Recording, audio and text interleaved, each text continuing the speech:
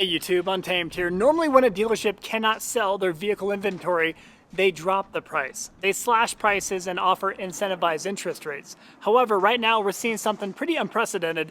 Instead of slashing prices, it's almost as if they've all come together and agreed to upcharge everybody at this point. If you go to many dealerships across the United States, you're going to start seeing price hikes on their used vehicle inventory. Their new vehicles, well, they can't sell those, and that inventory is just building and building month after month. So used inventory is becoming a little bit more desirable, and well, dealerships know that, so they're hiking up those price tags. I'm going to talk through all the details why in today's video, so stick with me. Just this last few weeks, I've noticed that there's a Ford F-250 with the 6.7 liter Power Stroke diesel at my local Ford dealership.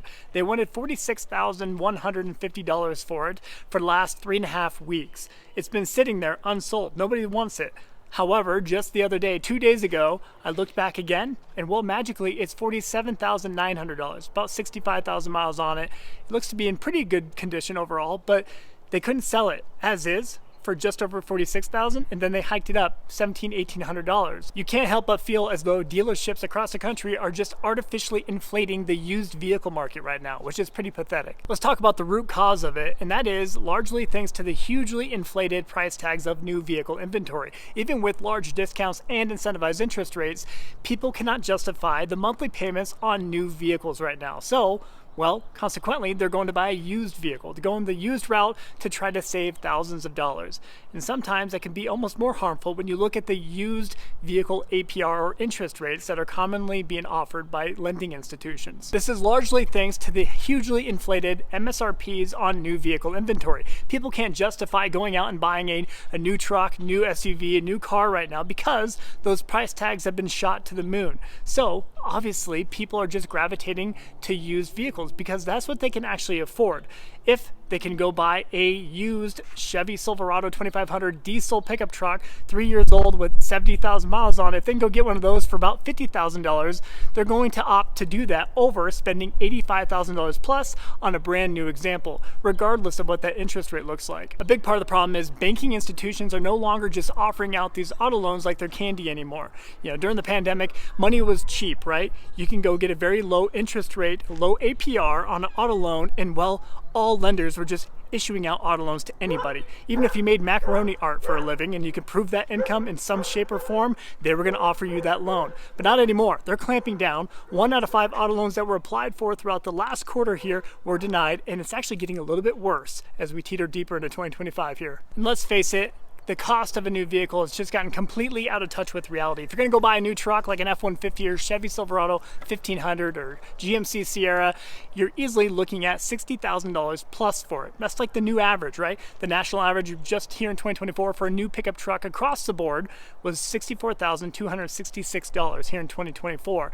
You can't even get a midsize pickup truck without spending over 50 grand for it. Toyota Tacoma prices have gotten out of this world. Same goes for a full-size SUV. If you're like us and you need a full-size SUV, you have a large family, get ready to spend anywhere from $75,000 to $90,000 for it, which is absolutely absurd. And heaven forbid you need a full-size heavy-duty diesel pickup truck, get ready to spend anywhere from $70,000 to $100,000 for it. Although greedy, dealerships are not dumb. They see the writing on the wall. They see that the new vehicle inventory is not flying off the shelf. So many dealerships have a ton of unsold 2024 units. Don't take it from me. Go to your local dealership. You'll see lines upon lines of unsold inventory, many of them being 2024 units, many of them having sat there for over 250 days at this point, which is absolutely insane. Because of that, a lot of dealerships are actually turning away their allocations. They're turning away deliveries, and that's still happening here in May 2025.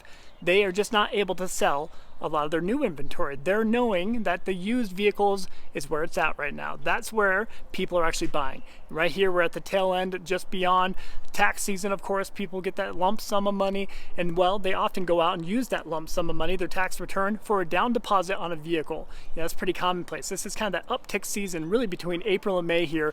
Once you start teetering toward June, July, August, that's kind of the frozen middle of the year. It's before the end of year sales, and it's really when a lot of Americans are on their family vacations, kids are fresh out of school, and well, they're spending their money on those trips, those vacations. They're not going out and splurging on a new vehicle. So if you are in the market here in 2025, I would recommend maybe that July to August timeframe being the best window of opportunity, regardless of the tariff. And I'll call it how it is. So many dealers right now across the country are hoping that the tariffs will serve as a COVID 2.0, for lack of better terms. During the pandemic, during COVID, a lot of dealerships were charging markups, right? That became commonplace. We talk about it plenty on the channel, but they got used to price gouging you and I, the consumer. They got used to it, and they kind of fell in love with that feeling.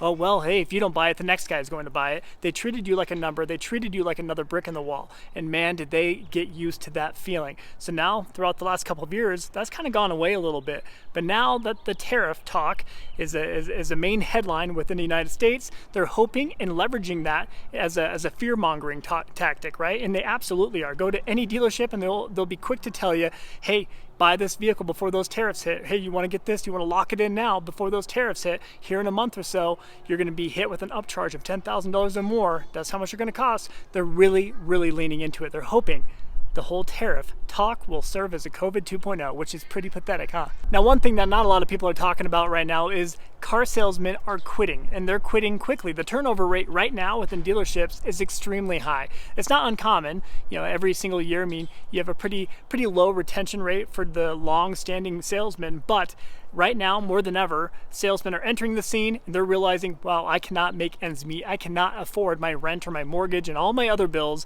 based on my car salesman salary alone, right? They get a salary, but most of their pay will come from their commissions. The more vehicles that they sell, the more commission they get, which actually justifies the position or the job. And so many of them, well, they're quitting pretty quick. Pretty sad that the bulk of the used vehicle inventory available right now within the United States, going through the auction, going through wholesale, are due to repossessions. We talked about it a ton on the channel, but we did see a 23% uptick in the number of repos that took place between 2023 and 2024. 23%. So nearly 350,000 more vehicles were repossessed in 24 compared to 2023. And that is telling. We are currently seeing the highest levels of 30-day, 60-day, and 90-day auto loan delinquencies here within the United States. People are quickly realizing that the high-priced vehicle that they likely overpaid for throughout the last 5 years, combined with the higher interest rate and combined with the skyrocketing insurance premiums and all other cost of living bills, your mortgage, your rent, the cost of groceries, you name it, everything is just feeling like death by 1,000 cuts. And oftentimes, the car payment is the first thing to go. People are feeling suffocated by all of their monthly bills. And auto loans, well, that serves as a huge punch to the stomach every single month. So we, like many Americans, we got rid of our car loans and we bought a 2020 Ford Expedition here, family hauler. We got 6 of us total with the number 5 kiddo, but 7 with my wife and I.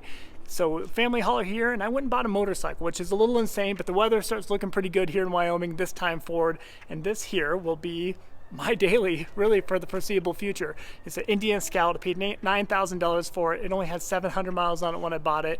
It's pretty cool. So if you're interested in seeing more of the Indian Scout here, happy to share that maybe in a following video. And because auto loan delinquencies are the highest that we've seen since the 08-09 recession, we are absolutely seeing an abundance of used vehicle inventory available to you and I, the consumer, right now that are repos. And what generally does the repossession look like? Normally speaking, if that individual wasn't able to make monthly payments on it, they didn't care enough to make the payments on the vehicle, they certainly did not care enough to provide the necessary service and maintenance to that vehicle. So it's something to keep in mind. If a vehicle has been repossessed before, just know that it probably doesn't have the best track record or history when it comes to proper maintenance. And on that note, nobody's trading in. Nobody's trading in their vehicles right now. So the vast majority truly are repossessions coming through auction.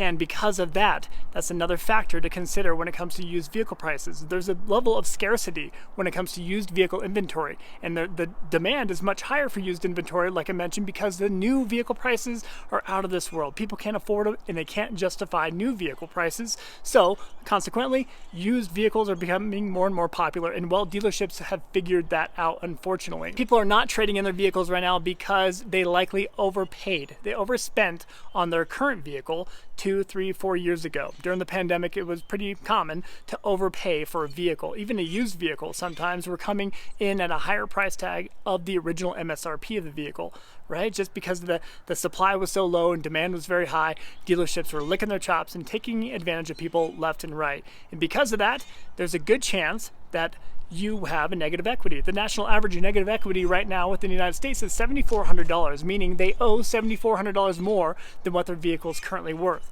Let that sink in. $7,400. So they're not trading it in. They're not going to be too interested in going in, trading in that vehicle on another probably wildly expensive option, only to roll that negative equity into the loan. Not to mention, like I hinted at before, a lot of banking institutions are just denying these loans. 1 out of 5 being denied throughout the last quarter. That's a part of the problem. They're not going to roll in that negative equity onto that new vehicle purchase and approve you. So something to think about. And I think it's important to note here that during the pandemic and really throughout the last 5 years, it was not uncommon for a banking institution or a lender to issue a hugely inflated loan on a vehicle that wasn't worth that much, right?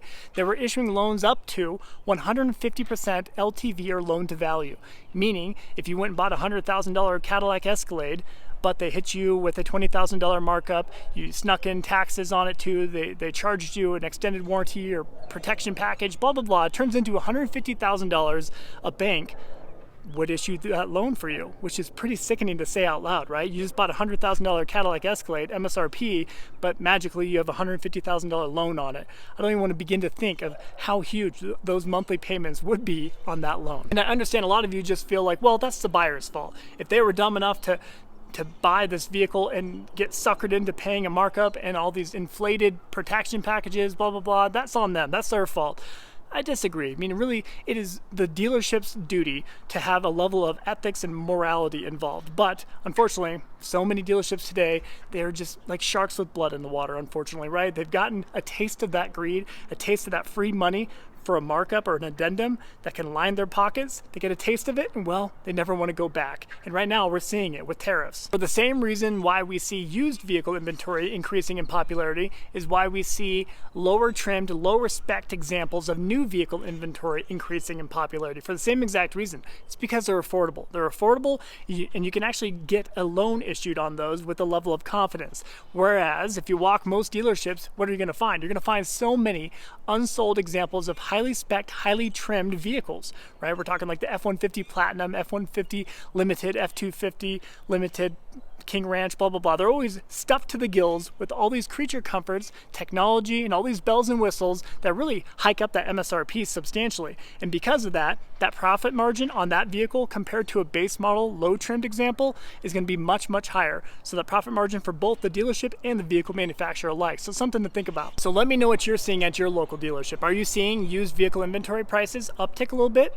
I bet you will. If you actually look at their websites, track it for the next few weeks, you're going to start seeing a little bit of an uptick.